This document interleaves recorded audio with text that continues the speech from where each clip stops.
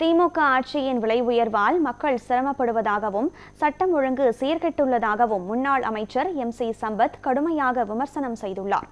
திமுகவின் பிரச்சாரத்தை எதிர்கொள்ள விடியா ஆட்சி உங்கள் வீட்டு பில்லே சாட்சி என்ற பிரச்சாரத்தை அதிமுக தொடங்கியுள்ளது.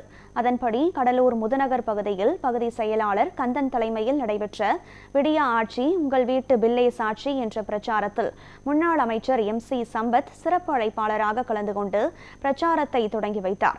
அப்போது கடைவீதிகளுக்கு சென்ற அவர் ஒவ்வொரு கடையாக பிரச்சாரத்தை மேற்கொண்டு விலைவாசி உயர்வு குறித்து தெரிவித்தார்.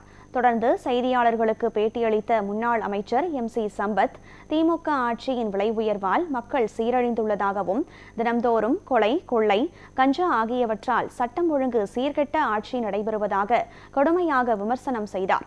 இந்நிகழ்வில் அதிமுக நிர்வாகிகள் உட்பட பலர் கலந்து கொண்டனர். இந்த 2 ஆட்சி காலகட்டத்தில் எந்த ஆட்சி காலகட்டங்கள் சிறந்த ஆட்சி, ஏழை எளிய மக்கள், தாழ்த்தப்பட்ட மக்கள், நடுத்தர மக்களுக்கு சிரமமில்லாத ஆட்சி எந்த ஆட்சி என்று கேட்டால் அனைத்து அண்ணா திராவிட முன்னேற்ற கழக ஆட்சிக்கு தான் சிரமமில்லாத ஆட்சி தான் இருக்கு. காரணம் என்னவென்று கேட்டால் சட்டம் ஒழுங்கு பாதுகாக்கப்பட்ட ஆட்சி, முற்றிலுமாக ஏழை எளிய மக்களுக்கு பாதுகாக்கப்பட்ட ஆட்சி, குறிப்பாக பெண்களின் பாதுகாப்பு நலன் கருவி ஆட்சி அந்த ஆட்சி. திராவிட முன்னேற்ற கழக ஆட்சி என்ற அவல நிலையை குறிப்பிட்டு தான் நாங்கள் வீடு வயசு ஒரு சர்வே பண்ணிட்டு இருக்கிறோம்.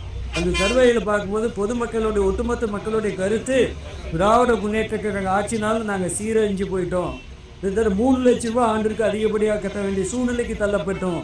இந்த மாதிரி மிகப்பெரிய அவல நிலையை சந்திக்கின்ற ஆட்சி காலம் தான் திராவிட முன்னேற்ற கழக ஆட்சி காலம்.